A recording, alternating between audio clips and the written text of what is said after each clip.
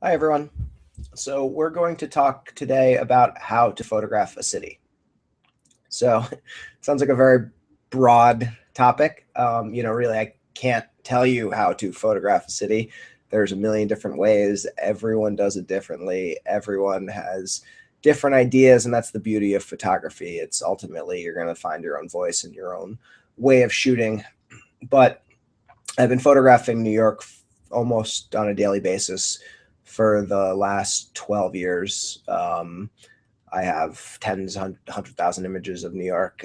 And so, just for anyone looking for inspiration when they're traveling to New York or a specific city, I just wanted to show you a bunch of images and talk about them and kind of get you inspired. So, here I'm going to do a little screen share.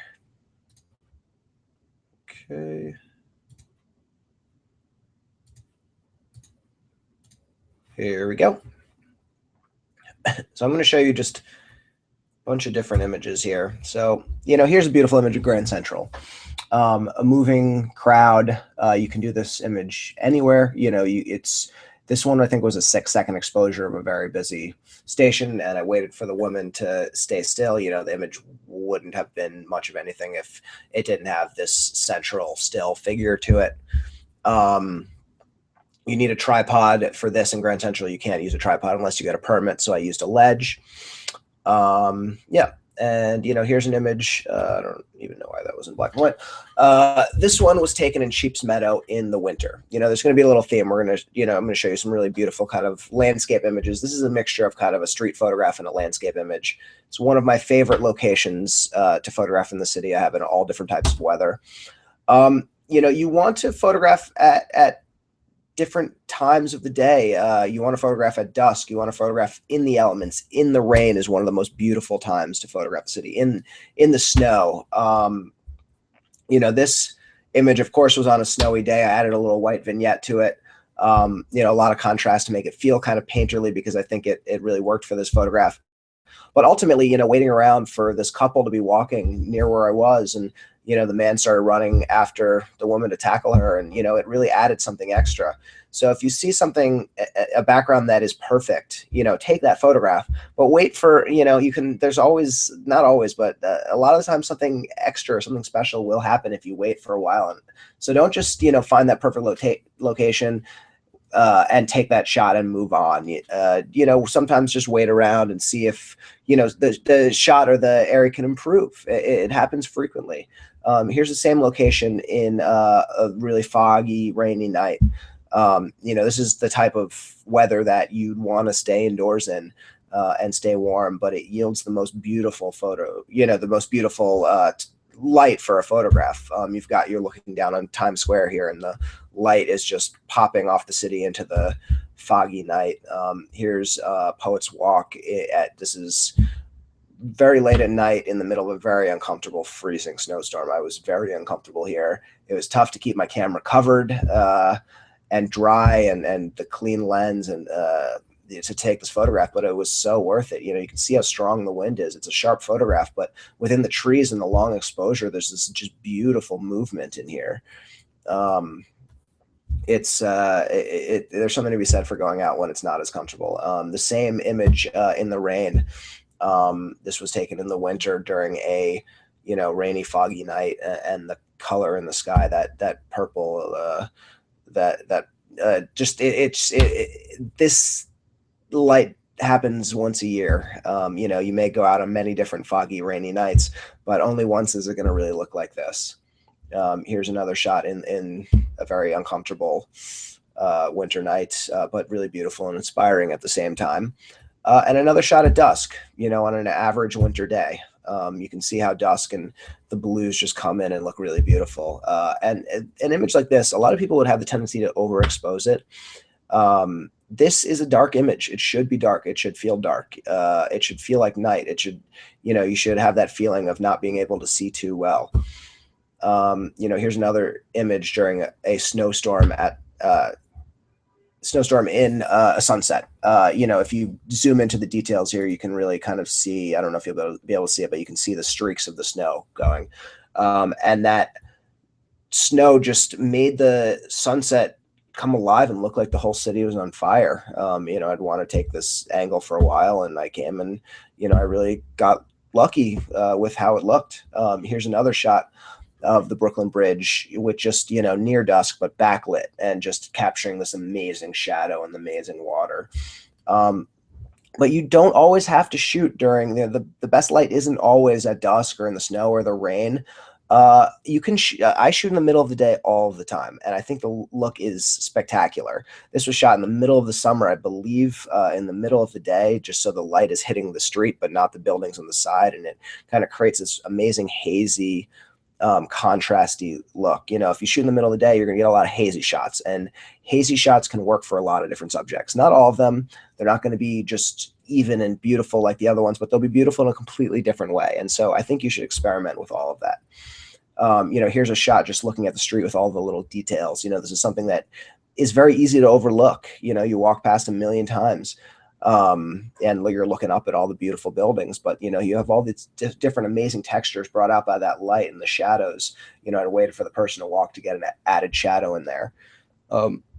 Here's a long exposure of a subway station with the trains coming. This is 72nd Street, 2-3 station. If anyone's interested in trying to take a similar shot, it actually just looks like this. This is not Photoshop whatsoever.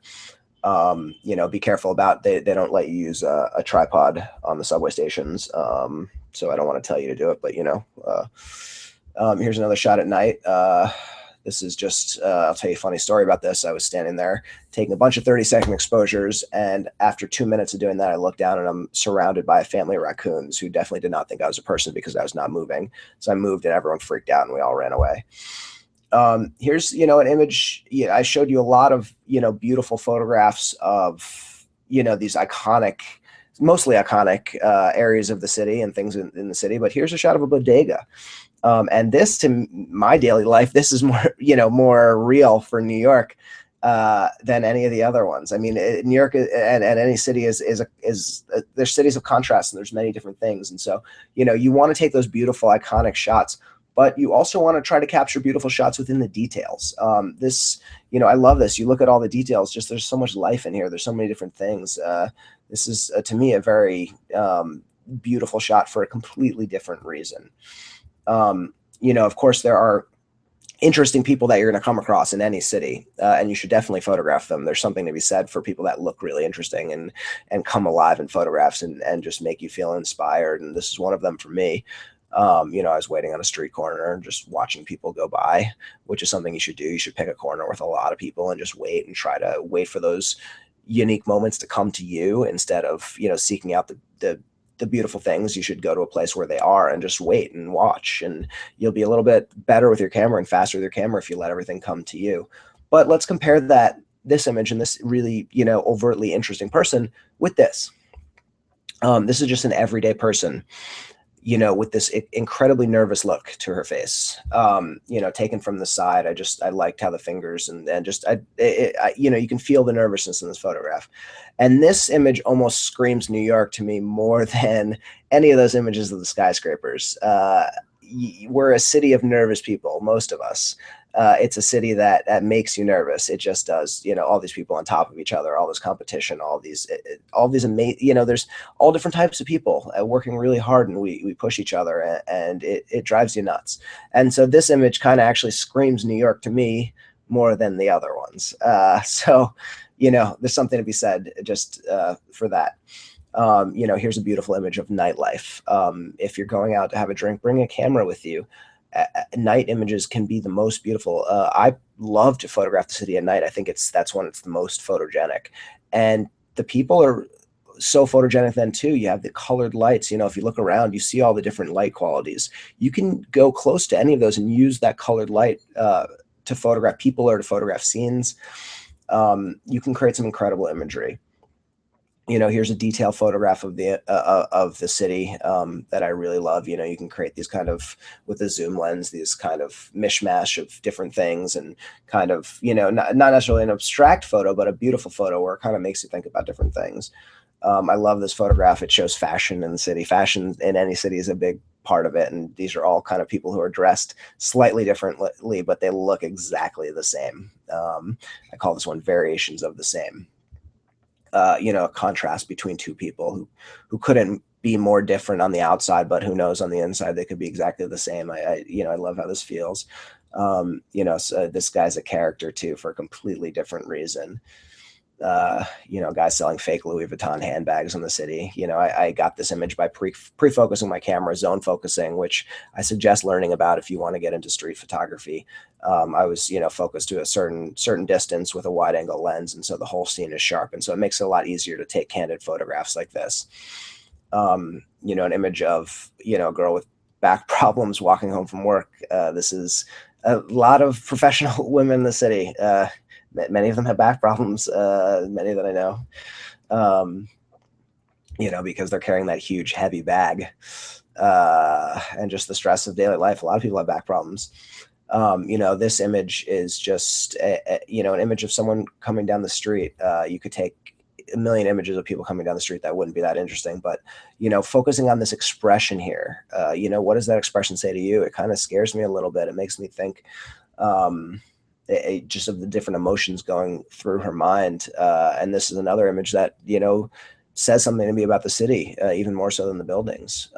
Here's a beautiful night, rain. You add night and rain together, and everything's going to look beautiful. And then you add a couple people in, and you create this. This is kind of somewhat of a landscape with some people in it.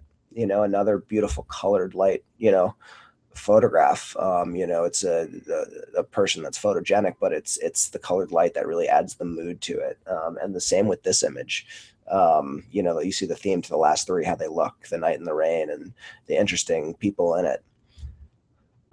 You can really kind of create photographs. You find the right background. I waited here for a while with the smoke coming out, and I love bike messengers. It's the most dangerous job in the city, and I've been trying for 12 years to get a good shot of a bike messenger, and I never have that I liked until I got this one. It's just that he looks like a superhero with this background, and it's finally I got one. I had actually also never gotten an image with steam that I liked either, and so I knocked off two at the same point. The newsstand salesman here, this one guy pass on a daily basis, and this is a candid shot I set up. I saw him on the side with that cigarette hanging out and thought it would be interesting, and I waited for him to come in and look up at me. That can be waiting for that eye contact can be a smart way to photograph a person that makes you nervous sometimes, but it can be very worth it. Here's an image with I was I wanted to kind of photograph this guy, but as part of the scene. And so I kind of, acted like I was photographing the whole building, which I was, and I included him in the corner. And so he kind of was a little bit more comfortable, and I waited for that cigarette to light up. This is, if you come to New York, Columbus Park is one of the most interesting parks in the city. It's where all of the people from Chinatown go to gamble and hang out. And I love dumplings. I eat dumplings way too much. And so I spend time here, and I photograph it a lot. And this is the best image that I've taken of, coming here probably 100 times. This is the best one. I have maybe 5 that I really, really like. And this is my favorite. Something that a lot of people try to get a good photograph of is just the back of legs and shoes. And it's really hard to do well, but when you do it well, it looks unbelievable. It's something to try to get a good photograph of because they look really gorgeous. This one, the light comes together with the shadow and the stance. If you're going to get a shot of shoes and feet, you want to get that stride correct if you can, because that really can put everything together. Another image with just beautiful color, polka dots and pink shoes on the dirty subway. This says a lot about the city and the people. This one I love. It seems a little bit more abstract to me here. It's you have all these kind of just this beautiful design within the street and the white and stuff, but then you have 2 people with the same pair of Jordan shoes. It's pretty interesting. Sample sale. This one screams New York to me. All these, if you just look at all the different people, the young people waiting online. But then contrast that to all of these people waiting online for a job. I think it's, contrast between photographs can really help improve them. That's why photo books are really an important way of expressing your photography. And both these images become so much stronger when you compare the two. If you look at these people versus these people and just the complete difference, that shows the contrasting city. Here's a beautiful photograph that I like. We'll do a couple more landscapes now where just the hot light hits. I just wanted to kind of show this off because it's a really pretty incredible location in the city. And unfortunately one which they have just recently painted over half the building in white paint to kind of hopefully get rid of it, that they're hoping they get rid of it, but it's a shame because it's really gorgeous. A street scene in Gowanus, this is now turning into a high rise, but had these beautiful weeds coming up with the fire hydrant. And the key to this photograph was it only looked good for 5 minutes. I shot for, I wanted to get a good shot of this because I saw something and I, shot for a little while. And at the beginning, it just didn't look good. It did not look good. The second the sun peeked from behind the building and lit up only a few of the strands of the weeds, it gave it that depth, just a little bit light, and it kind of created the depth. But then when all of the weeds, became light, then it didn't work anymore. This is a shot where it's the content that's really interesting in the design, but the light brings it all together and makes it work. Here's another shot where light, an early morning shot. This was, I don't know exactly what time, but maybe 8 or 8:30.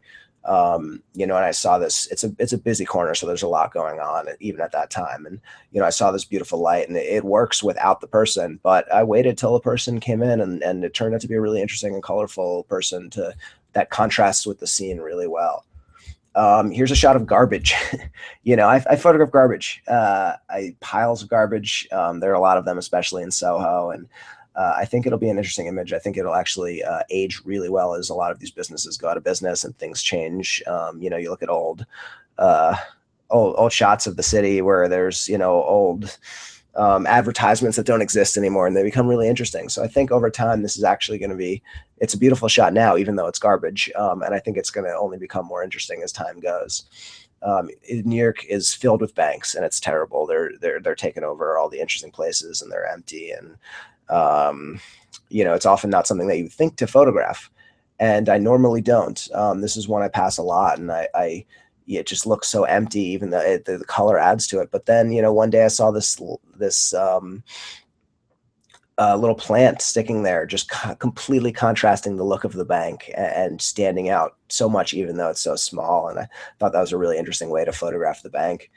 The brunch scene, trendy New York, brunch has turned into a big thing. And so I've wanted to get a good image of that idea. And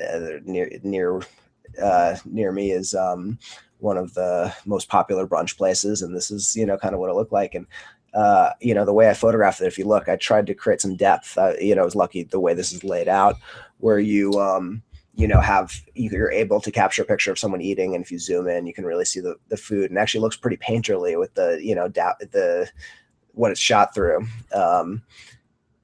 You look, you have these two trendy people, and then just on the left to complete it is these bright red shoes, and threes work really well in photographs. So the depth of 3 different things really works. I'm not sure if this photograph would work if one of those 3 things wasn't there.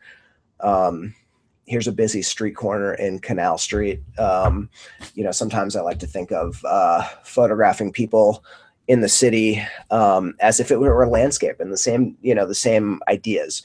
And so here I waited for a while to see if I can get anything. And, I got this really interesting guy with the interesting expression in the middle. But, if you look, I, put something in the right edge to block, act as a kind of a frame.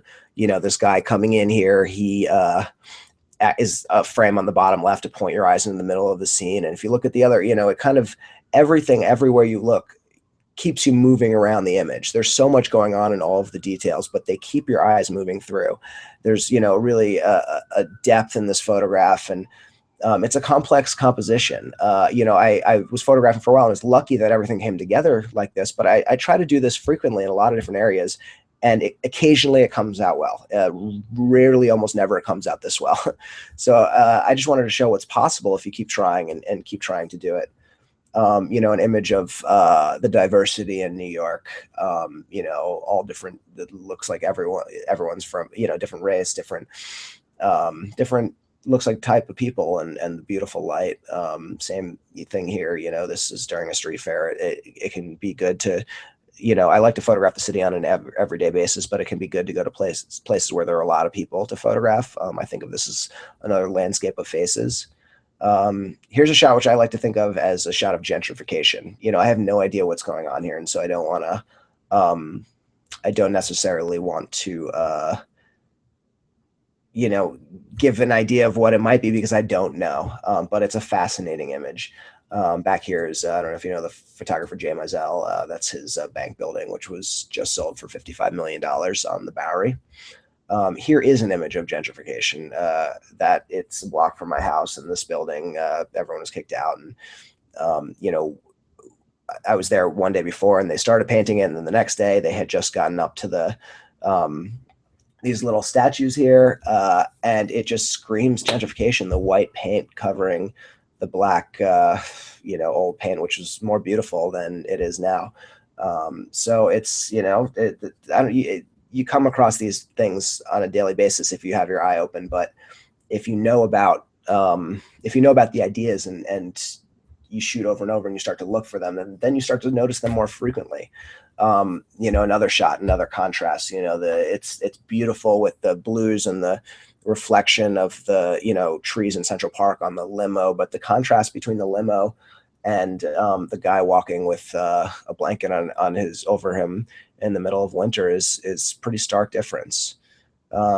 Here's an image of, I think this is popular, West Village or Greenwich Village. I forget exactly which one of the neighborhoods, but either way, both gentrified areas, and kind of the old timer with the little plot of land, trying to keep it nice and sweep it where you're surrounded by people who don't care. I thought this was a really poignant image. Only a couple more that I'll show you. The shoplifter, or not, alleged shoplifter, they were talking to him. But if you look here, I kind of tried to get in all the people on the edges and create kind of a good compositional element in what was a very quick moment, taking a photograph. You get better at that the more you photograph. You start to, compose very quickly. If you ever go to Times Square, the first thing people think about are the lights. But what about the people that work there? These are the people you see on an everyday basis.